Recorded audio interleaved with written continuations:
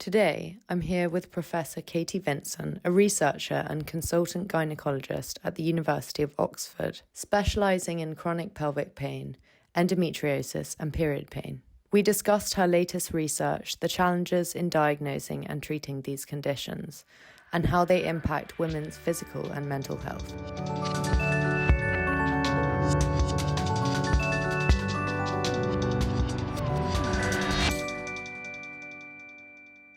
Today, it gives me great pleasure to welcome Professor Katy Vincent, who is a researcher at the University of Oxford and a consultant gynaecologist. We're going to be discussing the prevalence of pelvic pain in women and women's health as a whole. Welcome. Thank you. Thank you ever so much for having me. Thank you so much for being here. Pelvic pain in women and women's health issues affect a great deal of the population, but they're not very well resourced and not very well understood, I think it would be fair to say. Yeah. With something like 10% of women living with endometriosis and 25% of women experiencing pelvic pain at some point in their lives. Would you mind kind of giving us a little insight into what it was that drew you into exploring women's health and pelvic pain as a whole? Yeah, so I wanted to be a gynaecologist for a really long time, and I don't quite understand why I had an interest in women's health more broadly even before I went to university, but that was definitely the area of medicine that really interested me. And as I started working as a gynaecologist, as a training doctor, I became more and more interested in endometriosis specifically, and it was at a time that surgical techniques were really developing as well. So it was an exciting area to be in. But I realised after a while that I was more interested in the people who we didn't find endometriosis in than the people that we did, where we could do a fancy operation, and that actually we didn't do anything for those women. You'd come, you'd be referred into the hospital, you'd have a procedure to look for endometriosis, and if we didn't find it, we'd say, oh, congratulations, your pelvis looks completely normal, and discharge them back to the GP. But actually we'd done nothing about the symptom that they'd come with other than to tell them that their tests were normal. Mm-hmm. And I realised that that was a whole area that actually we really didn't know very much about and that I was really interested in. So at the same time as doing some research and developing my clinical training, I really focused on that area. And then over time, I realised that I was also really interested in what happened quite early in reproductive life, that actually almost every patient I saw would say, I was fine up until my period started.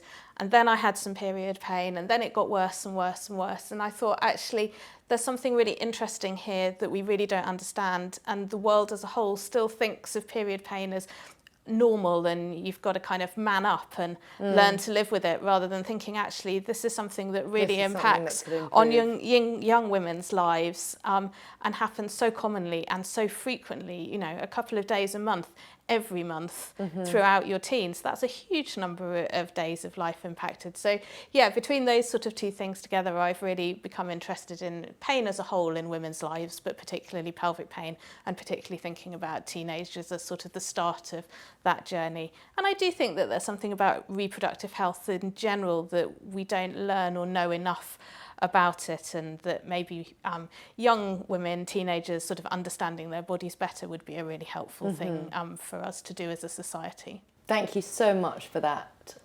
introduction. I'm so looking forward to delving into everything that you've just mentioned. I think it would be really helpful for the listeners to start off by just defining what endometriosis is, and then defining what pelvic pain is outside of endometriosis and the symptoms that you could connect to that aren't linked to endometriosis. Yeah. So endometriosis is a really common condition, as you mentioned. We think about 1 in 10 of those who are born female. So I guess I should say we're saying women here in our conversations, but there are lots of people who have female anatomy who don't necessarily identify as being a woman, and that our conversations would absolutely apply to them as well. So The endometrium is the lining tissue of the womb, so the tissue that would normally grow each month and then bleed. And endometriosis is where we find that lining tissue outside of the womb. And it's most commonly in the pelvis, on the lining tissue of the pelvis, but sometimes on the ovaries or on the bowel or the bladder, for example. And it responds to hormones in the same way that the lining tissue in the right place does. So it grows with the month and it bleeds, and it can cause inflammation and scarring. And it really commonly is associated with pelvic pain symptoms. So the sort of classic symptoms that you see are period pain, pain throughout the month, and pain with sex. People will also sometimes describe pain with opening their bowels, pain with passing urine. But I think we're increasingly aware that women with endometriosis have a much broader spread of symptoms as well. So we'll hear people describe having chronic fatigue, being tired all the time, never waking up refreshed from sleep. We know that people who have endometriosis will suffer with increased levels of depression and anxiety, and how much of that is due to having to suffer with symptoms that aren't taken seriously and that you don't understand. I think it's very hard to sort of put a number on that. And lots of people will describe other medical conditions. We know that people with endometriosis are more likely to have certain types of arthritis, for example, more likely to have other kinds of chronic pain conditions. So there's certainly lots of overlap that we still don't completely understand. Is there any understanding around where endometriosis comes from? Yeah.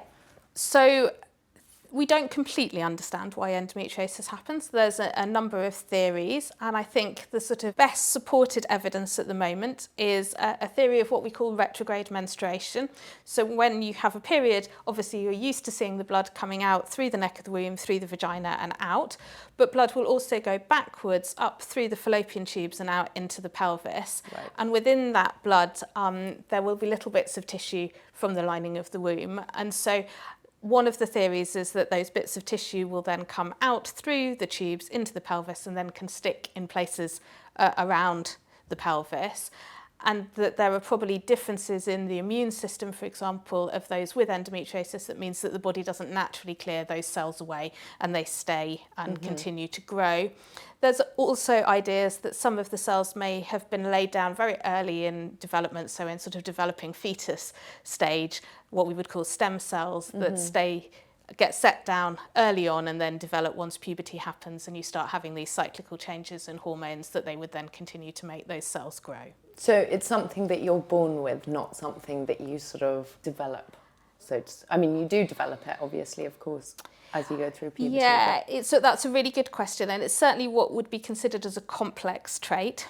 But there's definitely a genetic component to it, and lots of studies have begun to identify which genes might be responsible, but it isn't a case of saying, if you have this one gene, you're going to develop endometriosis, and if you don't have that gene, you'll be fine, and you won't. So there's a genetic predisposition to it, but there's probably all sorts of other environmental factors that will then contribute to whether somebody develops endometriosis and whether they develop the symptoms that go with it. Because one of the things that we know about endometriosis is the amount of disease you have doesn't relate to the symptoms you have. Right. So there are some people who have really severe endometriosis but actually don't know about it because they don't have any symptoms at all. Right. And there are other people who have disabling symptoms but hardly any disease at all when we sort of look down a camera to see how much we can quantify. Is it progressive? That's a very good question, and I think at the moment we don't have the evidence to answer that. So in order to really be certain whether it was progressive, we would have to take a huge group of women and we would have to do a laparoscopy, so a keyhole procedure, putting a camera into their pelvis and track how much disease they had every 6 months or every year or every 2 years. And obviously ethically, that's a pretty difficult study to do. And at the moment, we don't have a non-invasive diagnostic test, so we don't have any way of saying to someone, if you give us a blood test or if you give us a saliva test, we'll tell you whether you do or you don't have disease. And we don't have a way of mapping how much disease you have if you only have mild disease. The more severe forms of the disease, so the sort of cysts on the ovary or around the back passage or between the bowel and the vagina, for example, we can map some of that with an MRI scan, but not the milder forms. So I don't think we know for definite whether it's progressive. And some of the genetic data seems to suggest that actually the stage 1 and stage 2 disease, which are the milder forms of the disease, seem to have a completely different genetic makeup to the stage 3 and the stage 4 disease, so the more advanced forms. So I don't think that we should assume that everybody who has mild disease will progress on to severe disease at some point if we don't do some form of intervention. But obviously anyone who has severe disease must have started to grow that gradually from somewhere. Fascinating, thank you. And just last thing on that, can you confirm that endometriosis is something that you can physically see evidence for on a scan and it's not a fabrication of the mind? I really hope that everybody believes in endometriosis nowadays.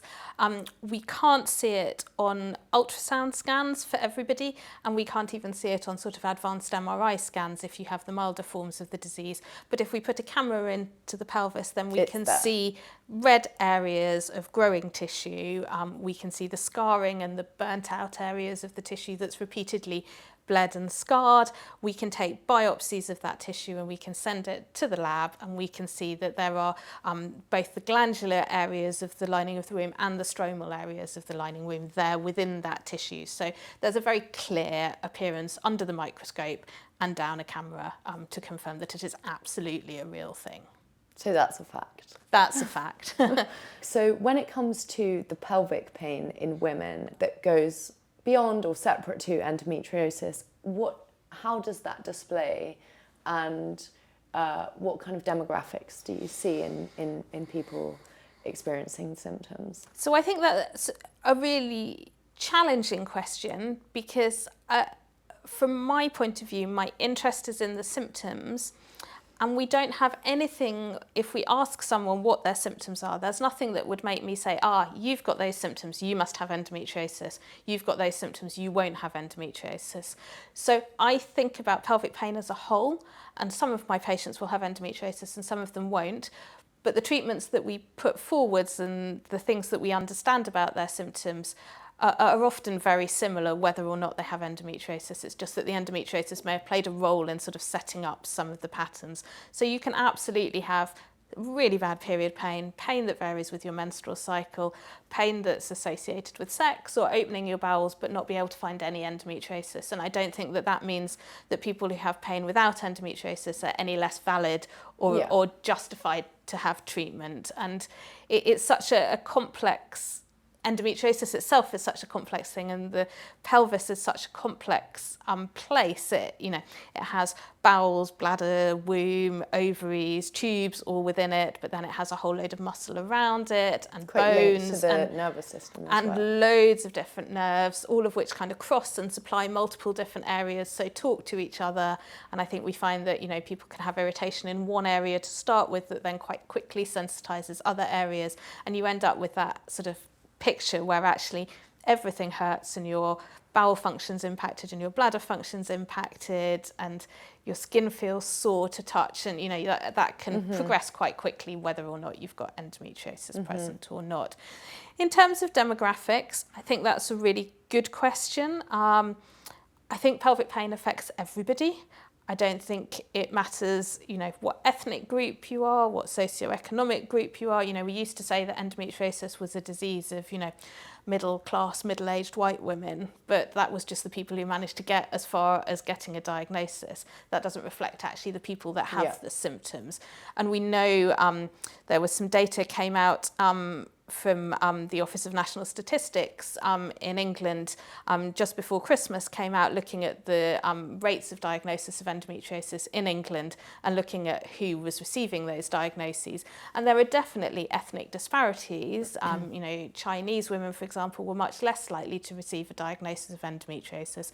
But I don't think we think that that is purely about there being a genetic difference in the likelihood of getting endometriosis. It's about the fact that it's still really hard to get as far as getting a diagnosis.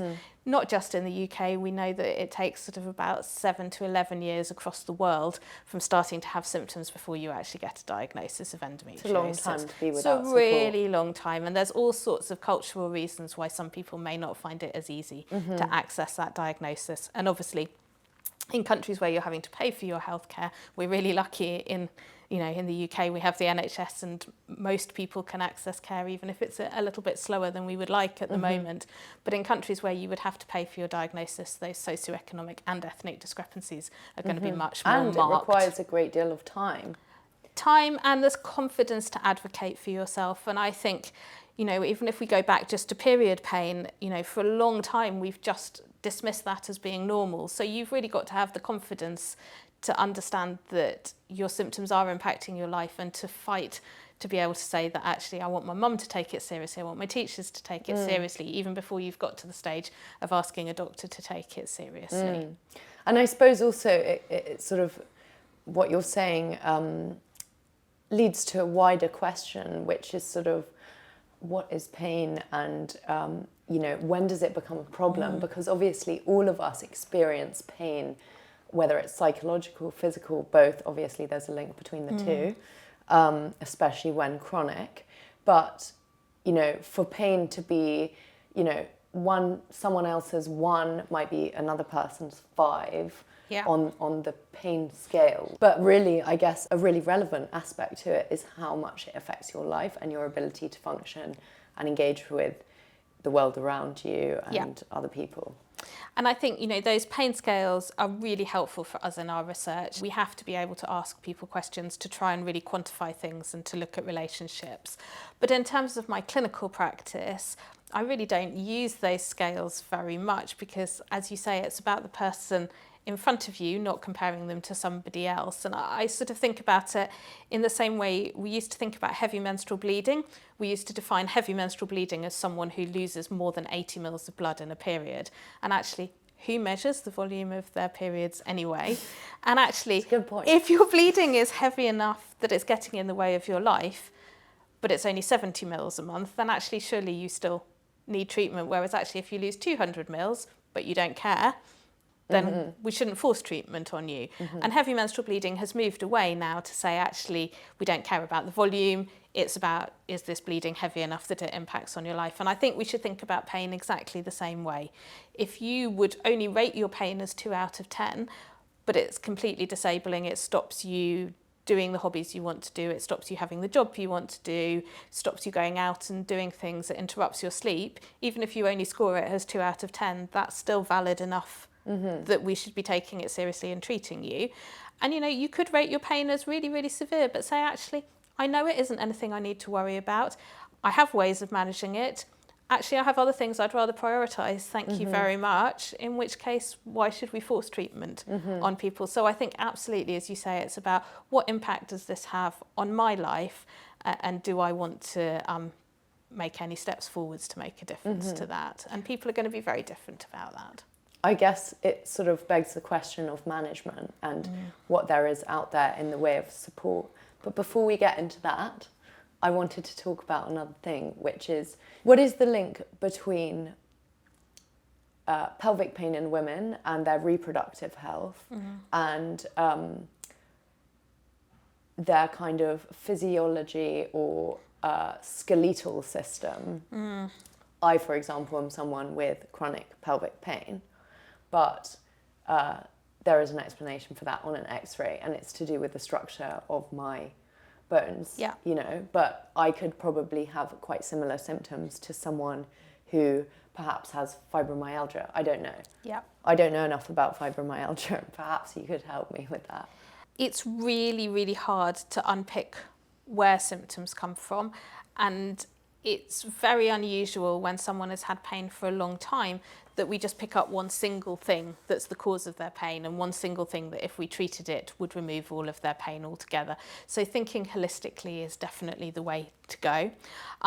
There are very definitely types of clinical pictures that are associated with something to do with the reproductive system. So endometriosis is obviously a classic one. Adenomyosis is a related condition. It's where similar to endometriosis, it's the lining of the womb, but instead of that ending up outside of the womb, it just ends up in the muscle layer of the womb. So wouldn't class as endometriosis because it's still within the womb, but it's still in the wrong place. And in the same way, it grows and it bleeds each month, and it's doing that within muscle, and muscle really doesn't like being either stretched or irritated by bleeding. So again, we see people having you know, heavy, very painful periods, and can often see sort of irregular bleeding and other types of pelvic pain follow on from that. So those are sort of two kind of classic reproductive type system symptoms. And I think that there is a role of pain sort of more broadly. We're sort of brought up to understand, and we learn as we grow, that pain is a warning signal of danger and damage, right? And so I think it's entirely reasonable that people, when they experience pelvic pain, will worry what damage is being done to their reproductive organs. And I think that's something that's particularly important for younger women, because there is always a worry that this pain might be related to their ability to have children in the future. And so in terms of the relationship between sort of wider reproductive health and pelvic pain, I think that's really important. And actually, anyone who doesn't have endometriosis or adenomyosis, we've had no evidence to say that their pelvic pain will have any impact on their fertility. And there are still plenty of people with endometriosis and adenomyosis who manage to get pregnant without problem and manage to carry a pregnancy. Now, there obviously will be a subgroup for whom they can't, and that they'll need some help from assisted conception and more of a different type of gynaecologist from myself. But I think those numbers are actually much less than people might think they are. In terms of our musculoskeletal system, as I mentioned earlier, our pelvises are really complicated, and there's a load of muscle around our tummy walls, our lower back, and then our pelvic floor, and those are all linked with all of the bones around the pelvis as well. Your centre of gravity in layman's terms. Absolutely, your core muscles, and you need your pelvis to be working properly in order to allow you to walk, to stand up, to roll over. All of those actions are related to muscles, and we can find that some people have a problem with their muscles or their joints of their pelvis as the initial cause of their pelvic pain, and for other people we'll find that the initial cause might be something like endometriosis, but over time the changes in their lifestyle, the changes in their posture during pain can then lead to a secondary change in the way their musculoskeletal system functions. And you'll then find that as well as needing to treat the endometriosis, you also need to think about rehabilitating their pelvis and getting them back to sort of moving normally, and not being scared of moving and not being scared of the activities that might flare their pain or might have flared their pain in the past. So I think those things are so closely related, and up until very recently we really didn't think about muscles at all as being related to pelvic pain. And if you said, go and see a physiotherapist about your pelvic pain, everyone would probably have looked at you like you were crazy. Whereas now actually we know that a physiotherapist is a key part of a team that manages pelvic pain.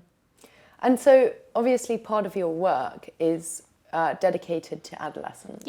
I'd love to understand a little bit more about that, but I'd also love to know a little bit about the significance of neurodevelopment and neuroplasticity in relation to pain, or pelvic pain. Okay, so those are two quite big topics. So I guess if we think about sort of adolescence in general, periods are probably the first time that many young people really experience any significant amount of pain, other than the sort of falling over, minor accidents or the odd broken limb or, those kind of things. Regular episodes of repeated pain often don't start until people start having their periods. And we know that 30 to 40% of adolescent girls have severe period pain, bad enough that they're missing time off school. And that's huge if you think about how many teenagers there are out there that, 13 times a year, because you have roughly 13 periods a year, 13 times a year you might be missing 1 or 2 days of school or your sports club or whatever else is important to you at that age. So I think it's a really huge thing that really hasn't been given a great deal of consideration up until relatively recently. The education that we get in school as we're sort of starting to approach puberty is much more, I think, about the kind of practicalities of what is a period, and then how do you manage it, towels versus tampons, and I'm sure you remember that contraception. And that's a really interesting thing as well about how actually the average age of going through puberty starting periods is about 12 in the UK at the moment, yet people often conflate periods and sexuality together. So actually we have children, many of whom are still at primary school, who are starting their periods, and actually we should really be thinking about them as two quite separate things. It's really important that they understand that there is now the risk that they could get pregnant, but many girls, when they're starting their period, aren't remotely thinking about being sexually active at the same time. And I think because we use hormonal contraceptives as treatments for period pain, be really nice if we had a different label for them, so that actually they were just hormonal treatments, rather than saying, oh, you know, you're 13 and your periods are really bad, so let's put you on the pill, and then sort of mixing it up with contraception. I think it would be much nicer if we could say, let's put you on a hormone treatment for your periods, rather than let's put you on a contraceptive. If we go back to the question about neuroplasticity, I think that there is an increasing interest in sort of pain much more broadly, about what happens early on in life and what impact that might have on our experiences of pain in the future. And we know that lots of things that can happen even during pregnancy, but certainly in sort of the immediate phase after being born, so a neonate, and during childhood, that there are lots of things that are happening to a very developing nervous system and a developing social being that can make a difference to how pain is experienced in the future. And we know that actually they can make a difference to all sorts of life events as well. So what we would call adverse childhood experiences, so stressful or traumatic experiences as a small child, we know can increase your risk of having heart disease in the future, diabetes in the future, and we're also increasingly aware that that will increase your risk of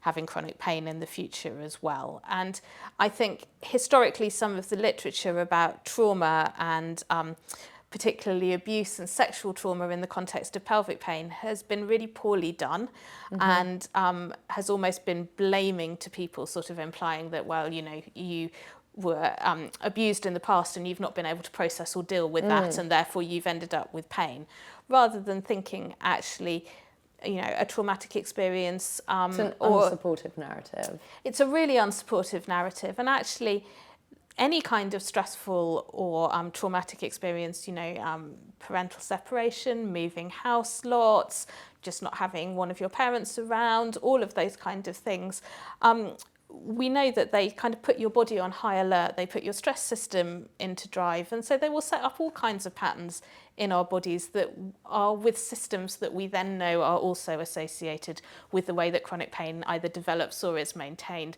So actually it makes biological sense that these things, you know, are related. And we know from animal studies that, you know, you can take baby rats away from their mother for repeated episodes and then lead to them developing pain behaviours in the future. So it's not about, you know, an individual human not having been able to cope with an experience, but, you know, a very clear physiological reason why their body system develops. And I think we don't have the evidence at the moment to say that those kind of factors will impact on whether someone has bad period pain or whether they develop pelvic pain sort of in their teens. But I think what we know about pelvic pain is that it's so similar to other types of chronic pain. So I would be very surprised if we didn't find that evidence will gradually continue to show that. But what I'm interested in is actually whether period pain itself, at a time again when our nervous system is really developing in adolescence, everything is kind of growing and sort of getting ready for adulthood, whether period pain itself might be enough to turn up the volume of our pain sensing system and predispose us to having more sort of chronic pain in the future. I think we definitely see that people will say that their symptoms started as period pain and then progress through the months, so they may be a few days before and a few days after their period, and then end up with pain throughout the whole of the month, for example. What I think we're only beginning to produce the evidence for is that actually period pain might predispose us to having other types of chronic pain in the future, and that's what we have a research project exploring at the moment, really trying to understand to what extent period pain in adolescence will impact on your experiences of chronic pain in adulthood, but also what mechanisms might explain that, because I think if we can understand the mechanisms, then we can hopefully try and put some treatments in place that either can try to reverse things earlier in the process or even prevent those changes happening.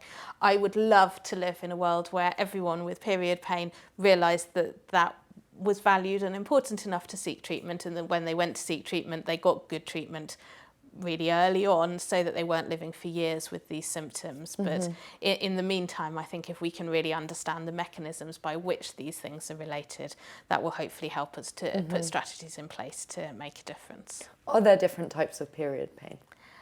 So that is a really good question. So classically, we divide period pain into primary and secondary. And we say that primary period pain is period pain that is not associated with any kind of pathology, and secondary period pain is period pain if you have a pathology like endometriosis or adenomyosis, for example. I personally think that's a really unhelpful distinction, because one, it sort of invalidates the primary period pain and says, oh, you know, it's only worth us taking you seriously if we know you have it associated with a pathology. But two, it means that you have to be investigated in order to find out whether you have a pathology. And actually, if you're 13 and just have really painful periods, what we need to be doing is stopping your period pain rather than spending lots of time looking for something that may or may not be there. So I don't think we have any evidence that the mechanisms that generate period pain, like the inflammation that goes alongside it or the contraction of the womb, for example, I don't think we have any good evidence that that is different whether or not you have underlying pathology or not. So I would argue that period pain, or dysmenorrhea, which is its kind of official name, it should be the sole label for it. It really doesn't need a primary or a secondary. And people will say, oh, you know, if your pain starts when your period started, or if it starts before and lasts a bit beyond the end of the bleeding, then, you know, those are all reasons why we would think it would be more likely to be secondary. Whereas, you know, if you're fine for a while and then your period pain starts, or it's a bit more mild, then we could call it primary. But I don't think there's any really good evidence to support that. So I think just labelling it as period pain. Are there lifestyle factors that you see influencing period pains and pelvic pain as improving or regressing? That is a good question.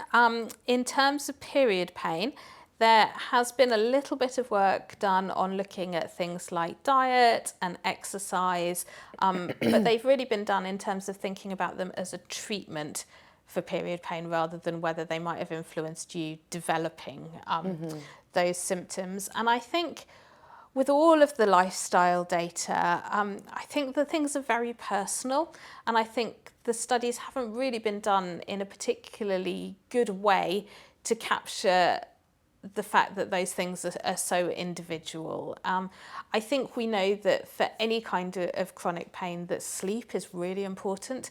We know that depriving someone of sleep makes them much more sensitive to pain. And so obviously your experiences of your pain and your ability to cope with having your pain is going to be really reduced if you're tired. And that's so difficult when people quite often will experience both chronic pain and chronic fatigue at the same time, and trying to think about a strategy that can really help with sleep while someone is also experiencing pain, I think is really important. And obviously if the pain wakes you from sleep, then that also feeds into that pattern. I think in terms of diet, you can go on the internet and you can find all sorts of endometriosis diets or painful bladder syndrome diets or that kind of thing.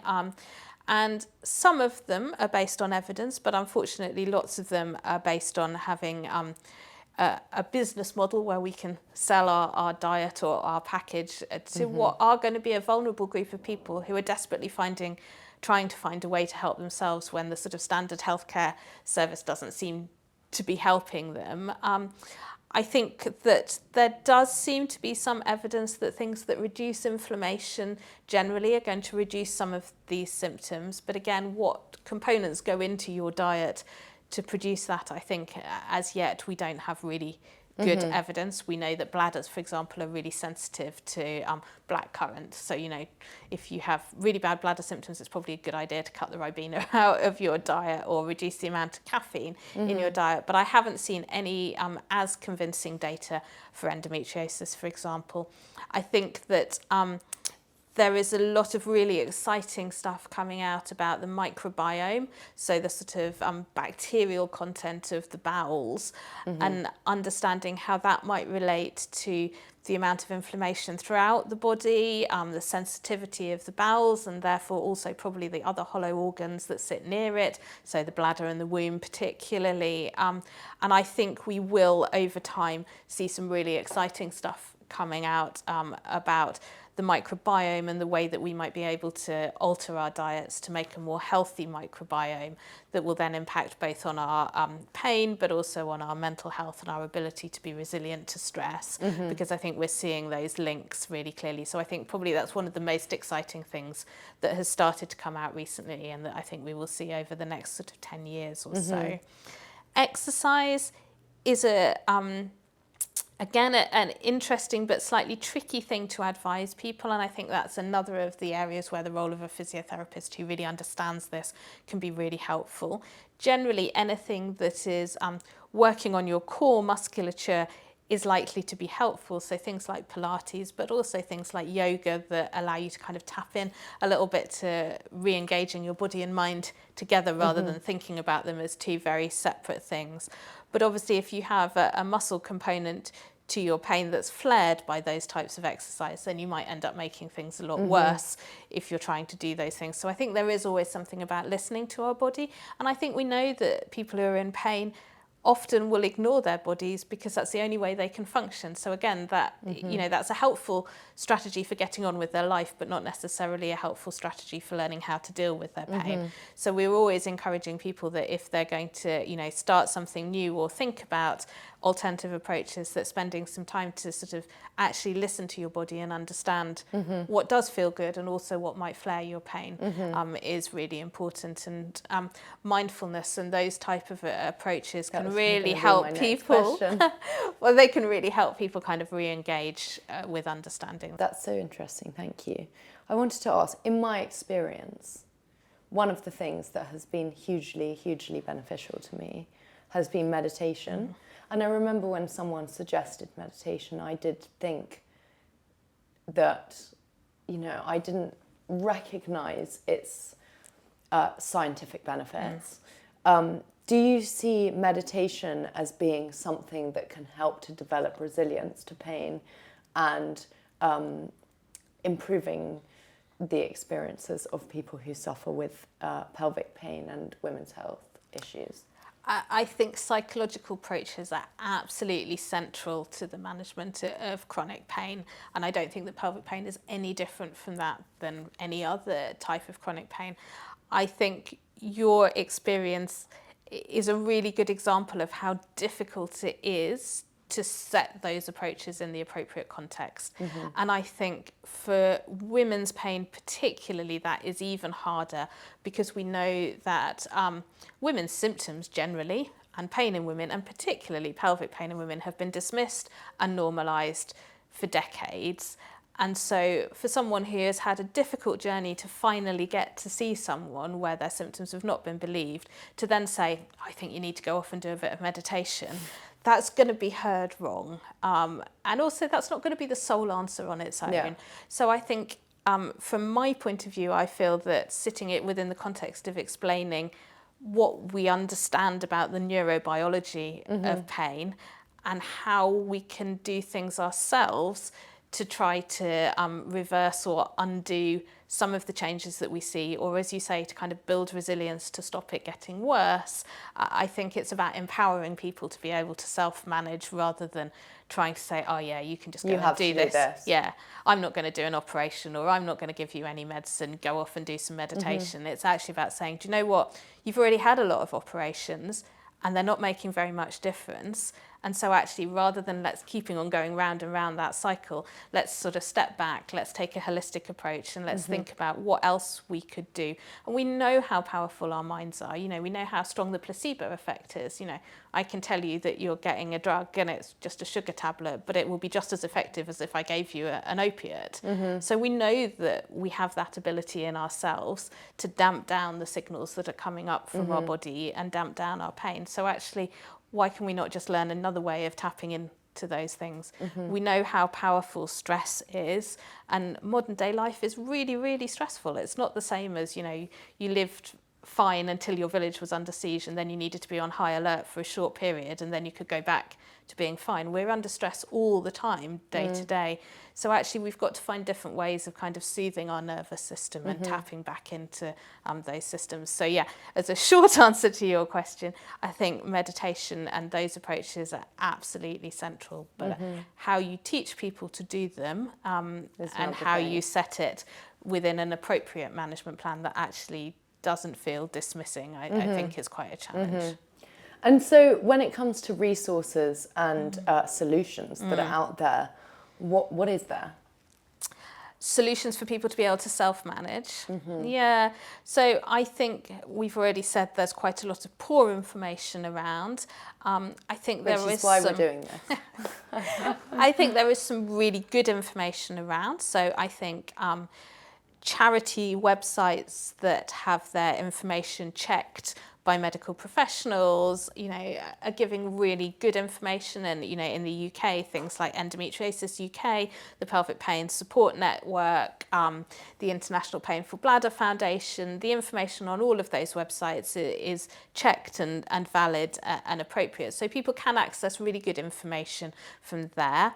In terms of self-management resources that are around, I think those are gradually being produced, but I think there is much less available, and it is quite personal and often needs a bit of guidance, I think, to get people going. There are books that people have written about their own experiences that I think sometimes can feel more of a way to tap into understanding those kind of procedures rather than a doctor says you should go and do this.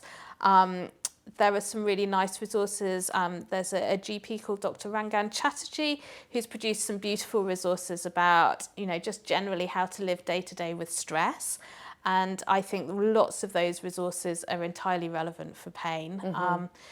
But in terms of can I give you a link to a full package? I don't think that exists at the moment. Individual, but I think it is very individual. And I think spending some time to sort of reflect on your life and think about what the pattern of your pain might be. And again, that can be quite hard because people will often say, oh, well, it's in my pelvis. I've been told I've got endometriosis, so it's clearly driven by my menstrual cycle.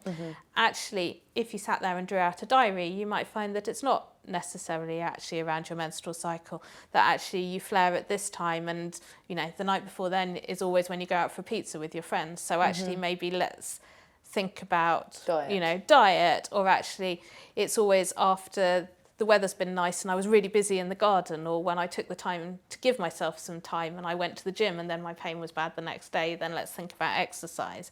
In some ways, it's sort of, I suppose, it may be a little bit overwhelming that actually you can be the one to work out what works for you, but at the same time, very empowering. Yeah.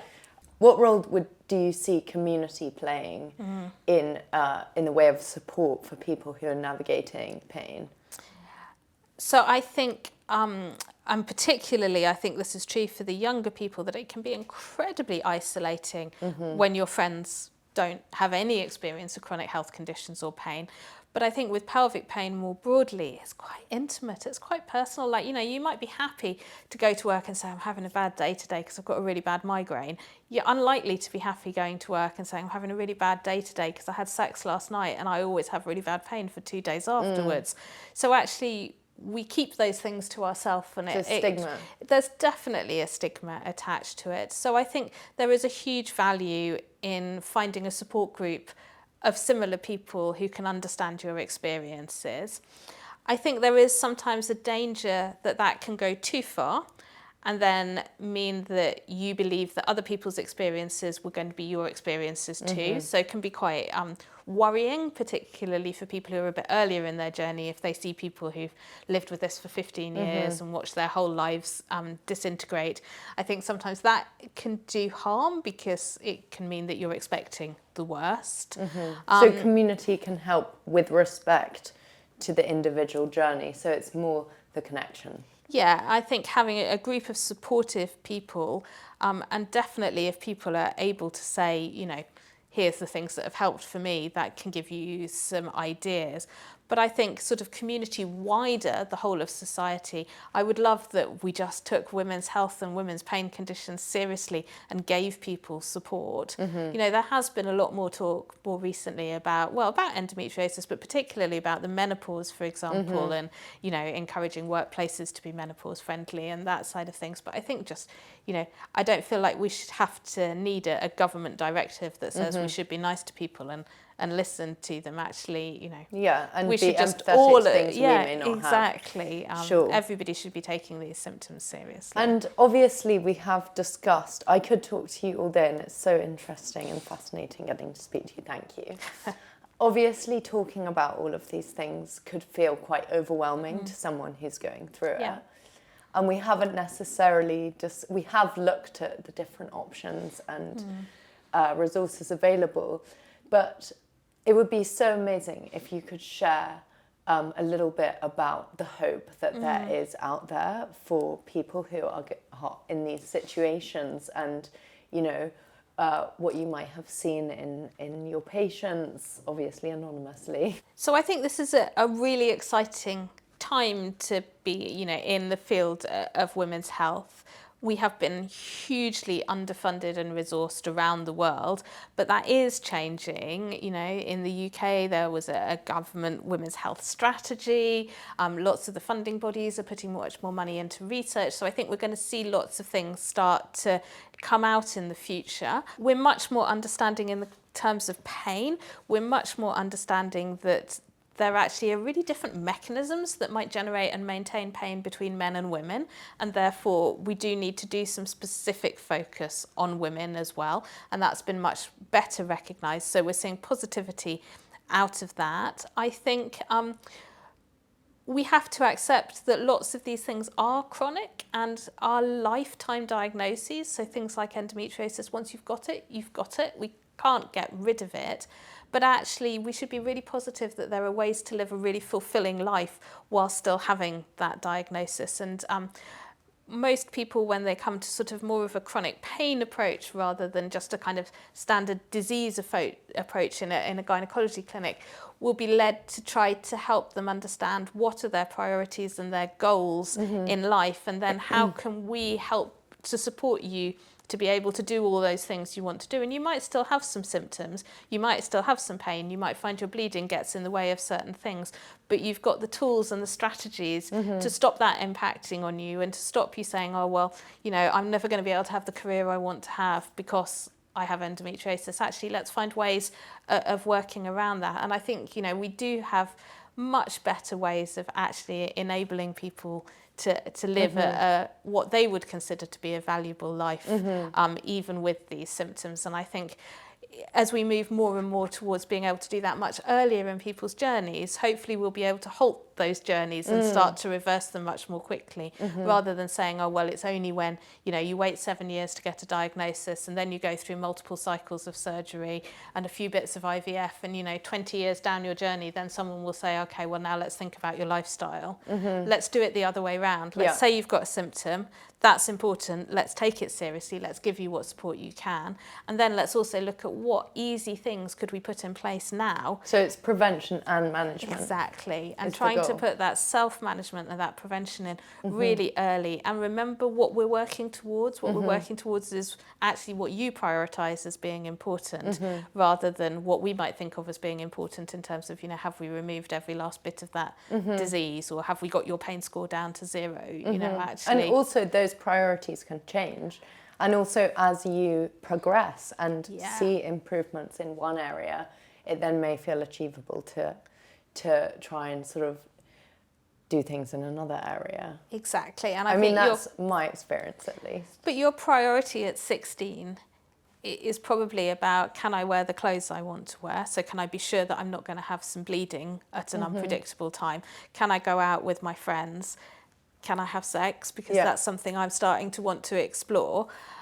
Your priority when you're 32 might well be about getting pregnant, and you really don't care what clothes you're wearing as long as you can prioritise that bit. And your priority at 55, again, might be about still managing to be able to, you know, be a mother and a partner and a child and a working person and doing your sports activities. You know, everybody's lives are so individual and change across their life course. And so I think the idea that we might have a one-size-fits-all treatment for anything, it's naive though, isn't it? And I would really love that we got to a stage where things would be much more personalised. Yeah. And I think the information that's coming out of the genetics studies and the information about understanding pain much better, if we can start to combine those, you know, for women's health specific topics over the coming years, we hopefully can make a much more personalised package for people. If you could see one change in your lifetime in the medical system when treating pain, what would that be?